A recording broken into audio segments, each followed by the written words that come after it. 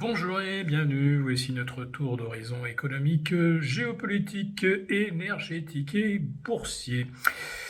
Nous sommes le lundi 5 janvier et pour comprendre comment tourne la planète finance en mode hyper Trump, c'est sur l'inforruptible et nulle part ailleurs. Et la chronique du jour, je vais l'intituler Trump ferait passer Terminator pour un navet soporifique. Ouais, quel début d'année. En fait, on n'en a jamais connu de tel.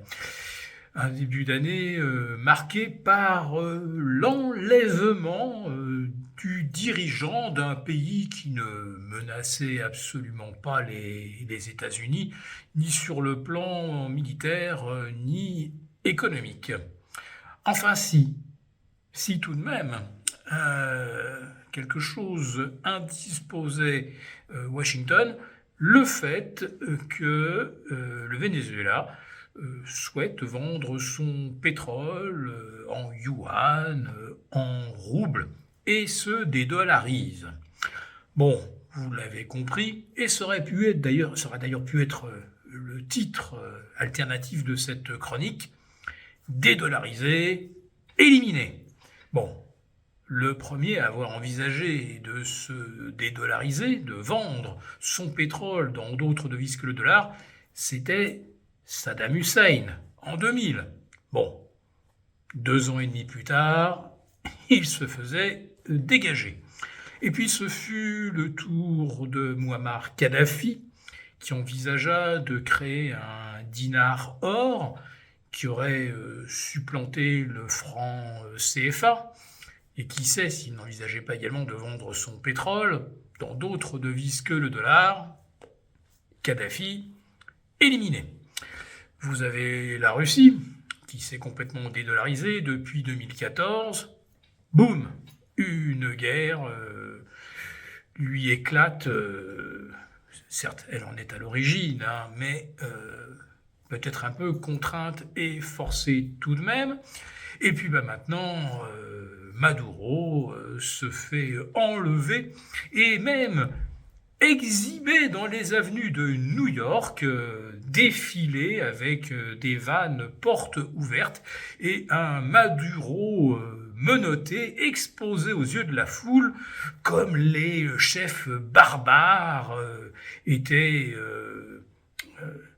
promené par César sur le forum pour bien montrer qu'il avait vaincu et humilié ses adversaires, le fameux Vea Victis. Bon, en réalité, les accusations qui pèsent sur Maduro de narcotrafic ne tiennent pas franchement la route. D'ailleurs, Trump ne vient-il pas de gracier le président du Honduras, qui lui était véritablement identifié comme un vrai narcotrafiquant. Quant aux élections volées par Maduro, la réalité c'est que les candidats qui avaient été soutenus par la CIA, notamment Anton Guaido, et la nouvelle prix Nobel de la paix, Madame Machado, s'étaient quand même pris des déculottées électorales pour lequel le trucage du vote n'était pas pour grand-chose. Bref, énormément de propagande américaine pour justifier une opération qui ne répond à aucune espèce de légalité internationale. Évidemment, ça fait déjà 12 ans que le Venezuela était sous sanctions et embargo américains en toute illégalité, et ça fait maintenant 60 ans que Cuba est également sous embargo américain. Et voilà, il se trouve qu'après son succès au Venezuela, succès que l'on peut peut-être nuancer, comment Maduro a-t-il pu être capturé aussi facilement si c'est les propres personnes qui le protégeaient ne l'ont pas livré aux Américains? N'importe quel président serait immédiatement descendu dans un bunker et il serait absolument hors de portée des commandos de n'importe quel pays, même surarmé et extrêmement bien renseigné. Donc Maduro probablement trahi par les siens, qui visaient probablement sa place, et il faut avouer que les États-Unis n'envisagent pas de rétablir la démocratie au Venezuela. Ce qu'il fallait, c'était mettre la main sur le pétrole, et ça a été dit de la façon la plus ouverte possible. Et enivré par son succès, Trump dit que maintenant, il lui faut le Groenland. Et puis Cuba, Cuba qui est dans un désastre économique pour lequel les États-Unis évidemment ne sont pour rien. Et il menace également le président de la Colombie de faire gaffe à ses faits. Vous avez compris. En tout cas, c'est bien le terme employé par Donald Trump. Alors tout ça a l'air quand même de réjouir Wall Street, puisque le Dow Jones bat un nouveau record historique. Ça y est, on est à 49 000 points. Le S&P refranchit les 6 009. Allez, il a plus beaucoup d'efforts à faire pour atteindre les 7 000. Seul le Nasdaq est encore un tout petit peu en retrait. Il se négocie aux alentours de 25 500. C'est le Nasdaq 100. Il lui en manque encore un peu pour rejoindre les 26 000.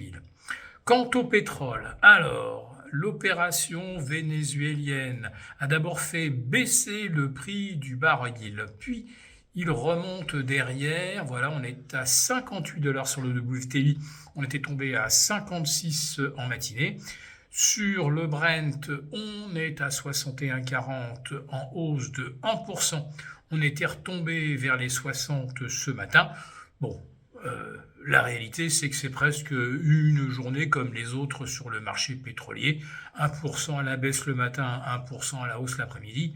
Rien que de très banal. Ce qui l'est moins en revanche, c'est que l'argent reprend près de 4% à 77 $, que l'or prend 1,5 à 4 450 et les métaux précieux dans un contexte géopolitique où c'est désormais la loi du plus fort qui prévaut, les métaux précieux retrouvent un petit peu leur statut de valeur refuge. Et les incertitudes géopolitiques, on n'en a pas terminé, puisque Trump vient de déclarer que Zelensky devrait maintenant organiser des élections démocratiques en Ukraine. Autrement dit, Trump vient de signifier à Zelensky qu'il ne lui sert plus à rien et qu'il est sorti des listes. Pour vous remercier de votre fidélité, vous pouvez télécharger gratuitement notre rapport spécial qui contient 6 recommandations ingénieuses pour profiter de l'essor, de l'argent et de l'or. Il vous suffit de cliquer sur le lien en description pour l'obtenir gratuitement. Merci et à bientôt! Merci beaucoup d'avoir regardé cette vidéo. N'hésitez pas à réagir dans les commentaires ou à liker et partager cette vidéo si le contenu vous a plu.